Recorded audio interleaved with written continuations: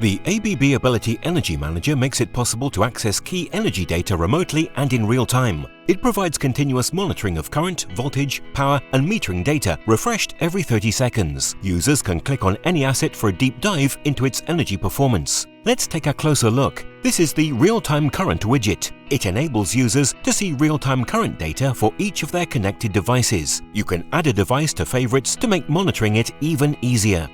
You can also click to see the values as a bar chart. If you want to monitor either phase-to-phase or phase-to-neutral voltages, then here you can see them as a table or as a bar chart.